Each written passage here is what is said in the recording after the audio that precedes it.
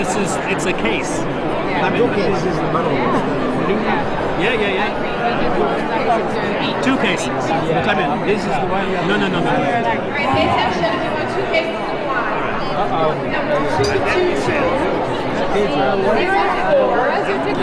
I gave it away.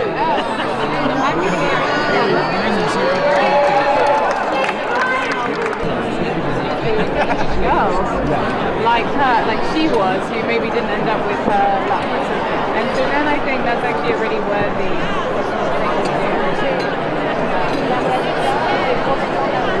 UNCA will always be chasing the UN. The United Nations Charter was signed 73 years ago, but the UN Correspondents Association is a relative youngster celebrating its 70th anniversary tonight.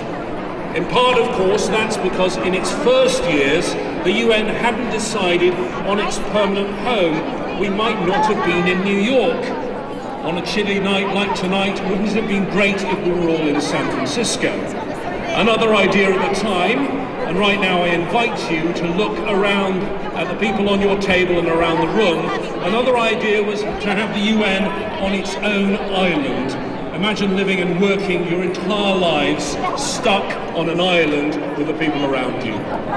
On that disconcerting note, I'm going to introduce the outgoing president of UNCA, who served for 2 terms. Show and Bryce, please. President, it's your time for your swan song.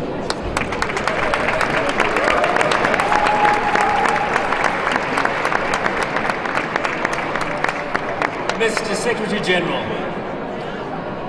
Madam President of the General Assembly, Ambassadors, Under-Secretaries General, ladies and gentlemen, friends, good evening. I said good evening. Good evening. As you might be aware, our host country, the United States, is observing a day of mourning after the passing of the 41st President and the former UN Ambassador, George H.W. Bush.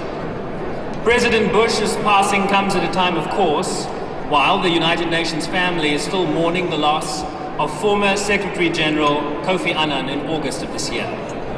So I ask you all to join me in rising in a moment to observe a moment of silence on this day of mourning for these two statements. Or blemish. But that's no reason to leave them bloodied or beaten or even dismembered at the side of the road.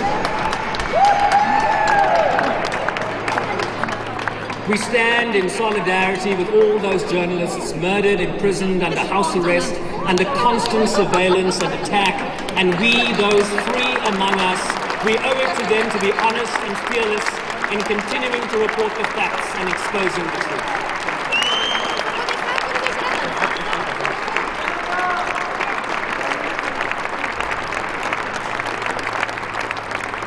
Because my gogo used to love telling me, the truth will set you free, show. Of course, I can't imagine why she was telling you that, because I was a very honest little boy. Tonight, ladies and gentlemen, we pay tribute to some of the best among us who have diligently reported on the work of this organization, from climate change and the effects of coal and pollution to the struggles of women of war, famine and peacekeeping. Our Dag Hammarskjöld Fund for Journalists again hosted 4 journalists from developing countries for 6 weeks over the annual UN General Assembly. From India, they came from Yemen, they came from Kenya and Argentina. So our commitment to journalists from the developing countries and giving them an opportunity to be here in New York is central to our mission. We will also recognize a filmmaker and our 2 main honorees whom we are very excited to welcome to our little shindig. Also, please pick up that brochure that was placed, I think, on your seat or in your bag, that gift bag, and read the 2 messages of reflection written by colleagues in tribute to the 7th Secretary-General Kofi Annan. I really urge you to read those tributes. And when you're done reading those, You can flick through the fantastic prizes we will be giving away here tonight. Indulge me a moment, just a moment longer, just to thank and embarrass a few people who I will ask to stand when I mention their names, and please stand applauding as I do so. Ladies and gentlemen, please join me in thanking our awards chairman, Gianpaolo Pioli. Thank you, Gianpaolo, you've been absolutely fantastic. Our executive coordinator, Melanie Randisi. My vice president and the incoming president of UNCA and Lady Power, Valeria Rebecco.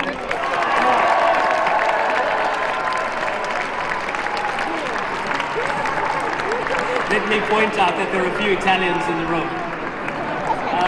Executive UNCA members, Jean Romar. Thank you so much. Melissa Kent. Where's Melissa? At the back. Thank you, Melissa. And our awards coordinator, Tuyet Nguyen. Thank you, Tuyet. Thanks to them all for going beyond their call of duty. Thank you all very much. And to everyone else who didn't work as hard as they did, thanks anyway. So my last task, ladies and gentlemen, as I conclude my remarks, is to welcome on stage the current President of the General Assembly. And I'm going to let that glass just quench your thirst for another 2 seconds. But please, Madam President, won't you approach the stage, please? She's the first woman to hold this position from Latin America and the Caribbean. Ladies and gentlemen, Maria Espinosa Fernandez. Did I get that wrong? Maria Fernanda Espinosa, my apologies. Wow. Good evening, everybody. I feel nervous. I chair a General Assembly with 193 countries, and I never felt so nervous. So many important people around here. But Sherwin, thank you very much. Happy birthday, UNCA. Really, everybody, good evening. My dear friend, Secretary-General, Deputy Secretary-General, also Amina Mohammed among us, very powerful woman of the United Nations, dear colleagues, ambassadors, dear journalists, members of UNCA. I was told that this was indeed a very prestigious event and that I must keep my remarks short and also buy a long dress, which I had to be very honest with you.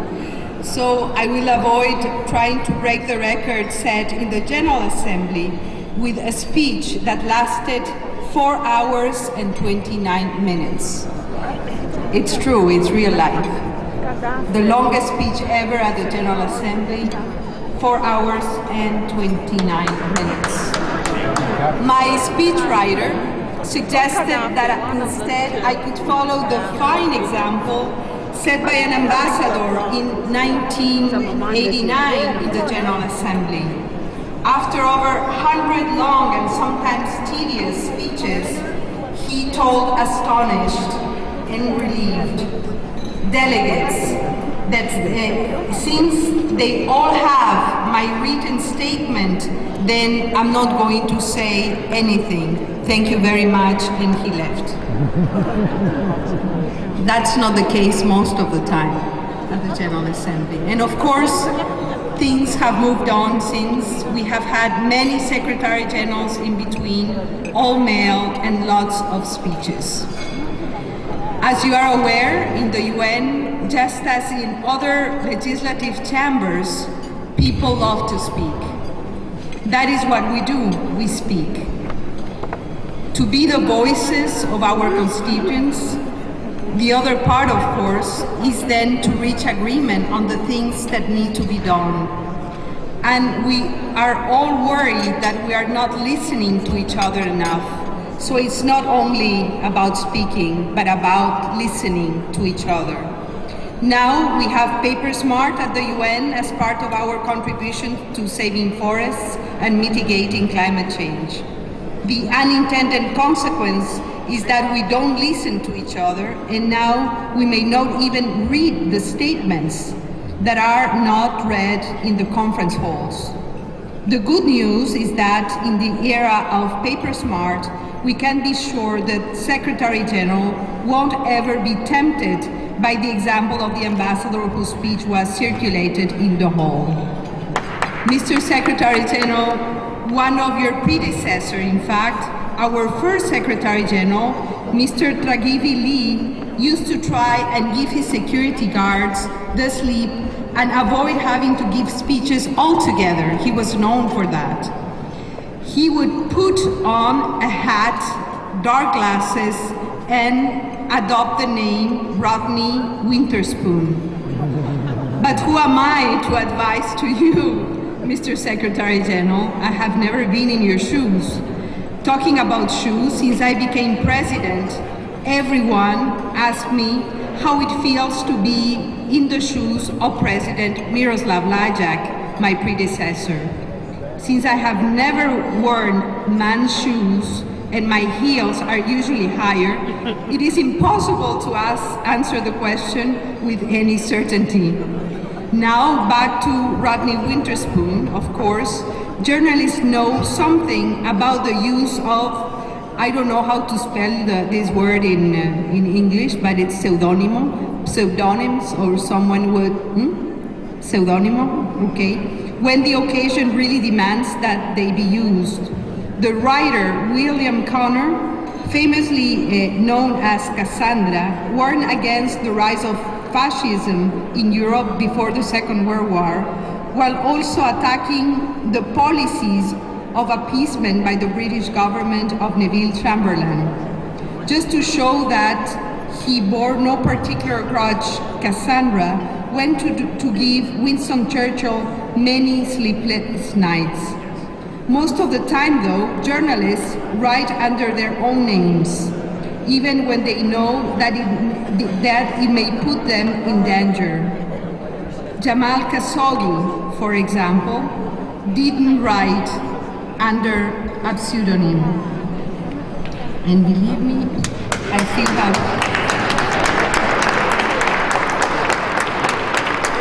He used his own name, and he paid the ultimate and absolutely unacceptable price for simply speaking truth to power. My tribute to him. This evening, we are here to salute and award journalists who make a difference and to celebrate the 70th anniversary of the UN Correspondents Association. But we do so with a heavy heart. We do so in knowledge that increasing numbers of journalists are easy targets. We must not and we cannot allow the deliberate targeting and killing of journalists to go unpunished and uninvestigated.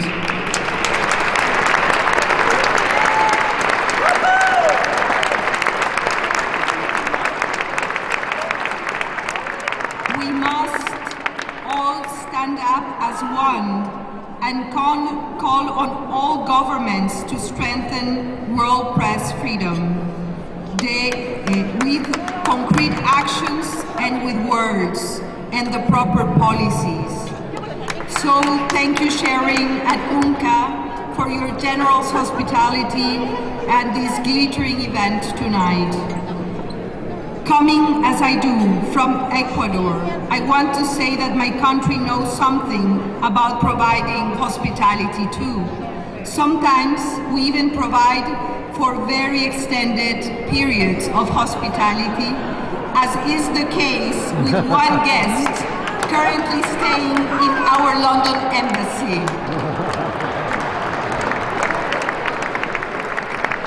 Ladies and gentlemen, here is to the next 70 years of UNCA. Your funding took place at the aptly named Lake Success on Long Island in 1948, and you have been since at the heart and soul of the United Nations ever since. Long may that continue. Please keep the questions coming. Thank you very much.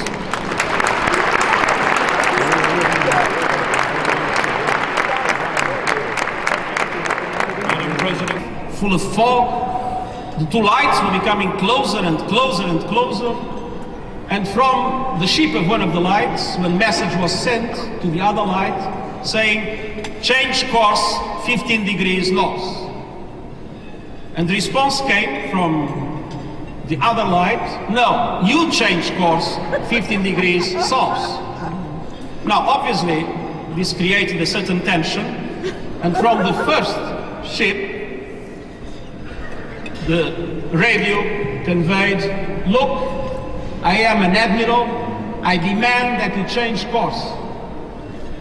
And the response from the other side was, I don't care who you are, you change course.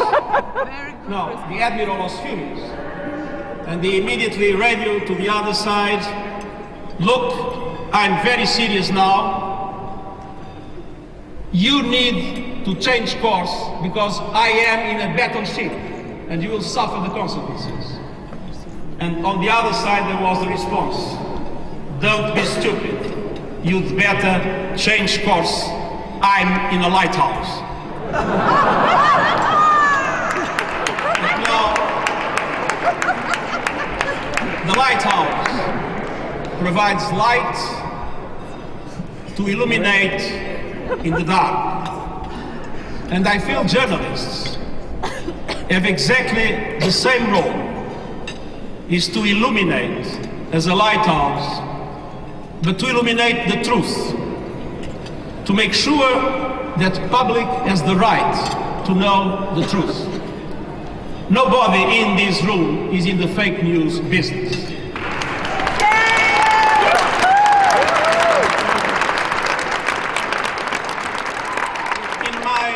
In my past capacity as High Commissioner for Refugees, I think I mentioned it many times. When going to the field, the most difficult areas of conflict, I always felt that the two most dangerous professions were to be a humanitarian worker or to be a journalist. Many losing their lives, either helping people or making sure the world would know about the plight of people suffering in the dramatic circumstances that many of the conflicts are creating in today's world. But as Secretary-General, I think I need to see a broader picture, and this was mentioned by several of you tonight. This is the 70th anniversary of UNCA, but it's also the 70th anniversary of the Universal Declaration of Human Rights. But let's be clear. The human rights agenda has been losing ground, namely to the national sovereignty agenda in the recent times. And one of the consequences of this has been the fact that, as it was mentioned today, and I'd like to underline, many journalists have been some killed, some imprisoned, tortured, and persecuted or harassed or victims of campaigns of opinion, depending on where they are and what they are facing and what kind of work they are doing. But I believe it's absolutely essential to say that the freedom of press is an essential component of the Human Rights Declaration. Because it relates not only to the human rights of the journalists, it relates to the human rights of everybody, and everybody has the right to have access to the truth that only journalists can provide in many of the circumstances. And so, one thing you can be sure, it was said, we are not doing enough. Yes, we are not doing enough. But we are totally convinced that the freedom of press is a fundamental pillar of today's world, and that without freedom of press, it will be impossible to pursue public good anywhere in the world.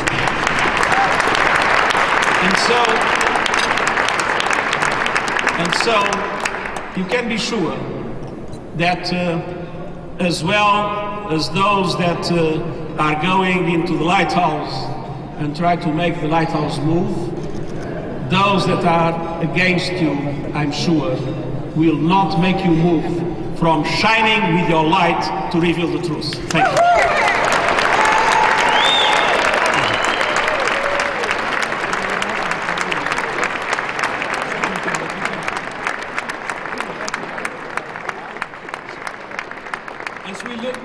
highlighting the long history of UN journalism. The next speaker is someone who clearly has an important place, CNN's man at the UN for longer than he'd like me to reveal, Richard Roth. Thank you, James. Good to see the Secretary-General with the press. We have some major speakers coming up, so if you can stay as quiet as you were for the Secretary-General, we appreciate it. It wasn't a joke, but okay. I have many things in common with our first honoree of the evening. Interest in saving the environment, rugged good looks, and his TV character Vinny Chase in Entourage, like me, grew up in Queens. But that's where the similarities end. My looks have faded. The actor lives in Brooklyn, I'm in Manhattan. And Adrian Grenier is actually doing something about the environment. He is doing so much, in fact, the United Nations Correspondents Association has decided to award him tonight with one of our top honors. Some of you might think, yeah, I know that guy, successful actor, stardom in HBO's Entourage, 8 seasons on TV, and later a movie. It's impressive to look at what Adrian is doing for the planet.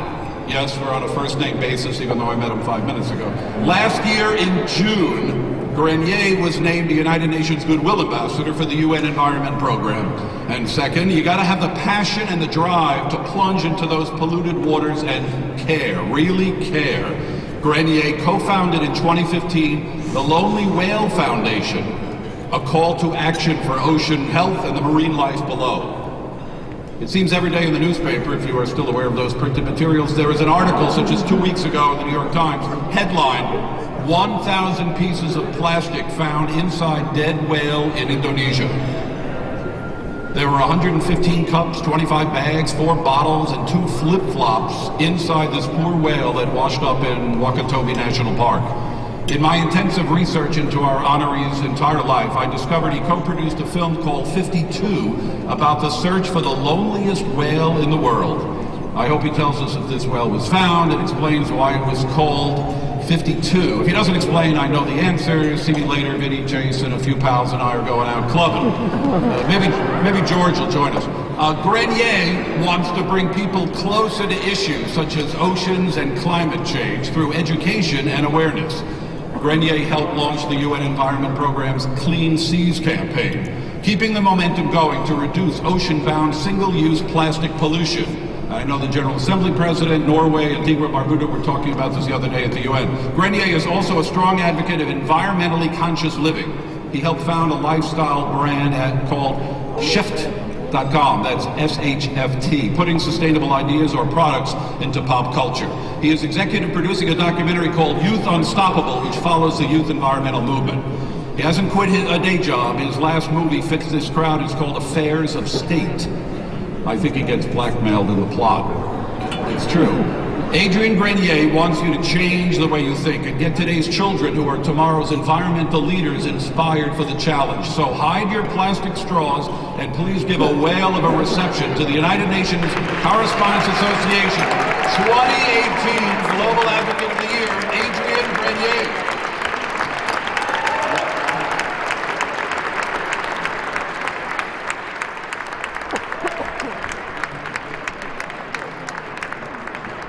He will accept his award from the Secretary-General of the United Nations and then speak to you.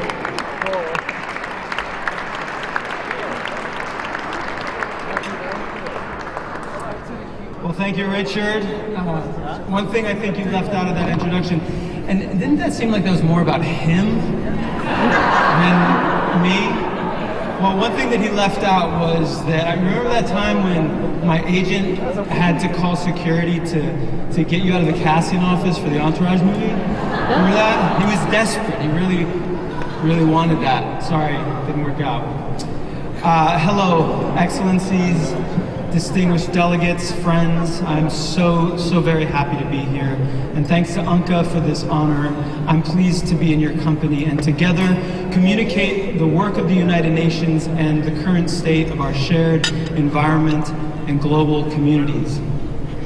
I'd like to take still telling stories, but this one of a lonely whale. Richard, you got your wish, because I'm going to tell the story. The namesake of my ocean conservation organization, whose story has inspired a movement based on connection. He is a real whale, a real creature who travels the vast ocean singing a different language than all other whales. His voice is 52 hertz, totally unique to himself and different than all other whales who speak generally at 15 to 20 hertz. And despite his constant calling, seeking connection, he has never once received a response. And as humans, we feel for him. Our hearts open with compassion for his loneliness. The Security Council approved the creation of a UN investigative team to collect, preserve, and store evidence in Iraq of crimes by Islamic State.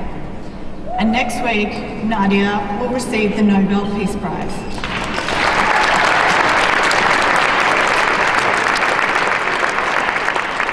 It was during one of those visits to the United Nations that Amal, who was pregnant with twins at the time, had her first coffee in what she said was 6 months, and it was from the UN cafeteria. I'm really sorry about that, and even the Secretary-General will tell you how bad the food is, and the coffee is certainly not much better. Amal has also served as an advisor to the late Kofi Annan when he was appointed the first Syria UN envoy, and she has become a key advocate for freedom of the press, winning the release of journalists wrongly imprisoned in Egypt and Azerbaijan. At the moment, Amal is working for the release of my Reuters colleagues, Walon and Chao Sa-u in Myanmar.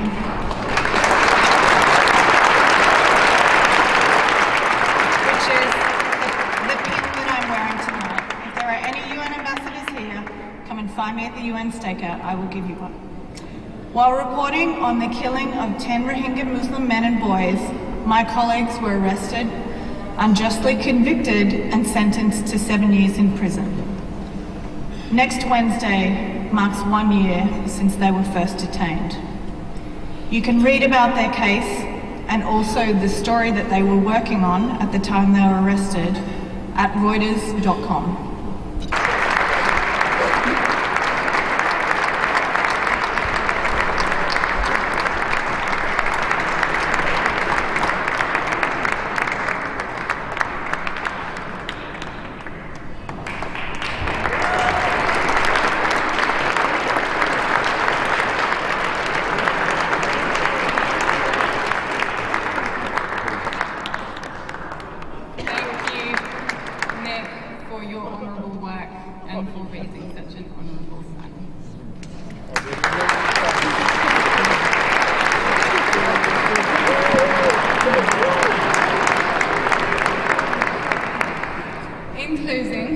Let me say a few words about the future.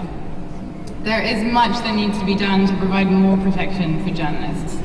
States should repeal criminal sanctions for laws that target speech, like sedition and blasphemy and defamation, and they should narrow the scope of other laws that can easily be used to silence critical speech.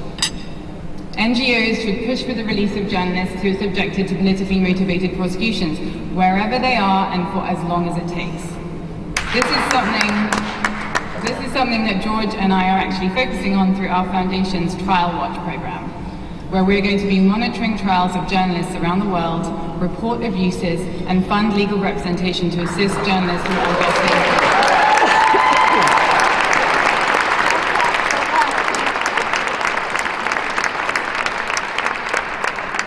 And the UN, for its part, should establish a standing panel of experts who can be on call to investigate credible allegations of serious human rights abuse, including crimes committed against members of the press. Yes.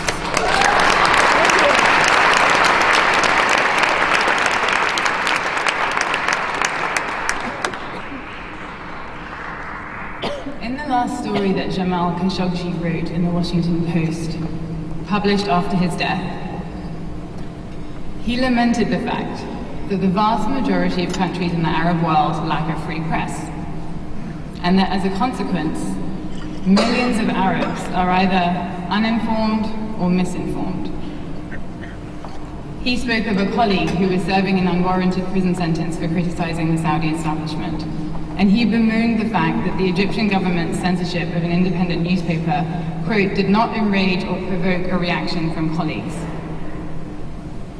His grim conclusion was that, in his words, these actions no longer carry the consequence of a backlash from the international community. Instead, these actions may trigger condemnation, followed by silence. Of course, the question now is whether his words hold true in the face of his own brutal killing. Will there just be condemnation, followed by silence? To honor his memory and to build a safer future for all journalists, we must make sure we prove him wrong. Thank you so much for your attention.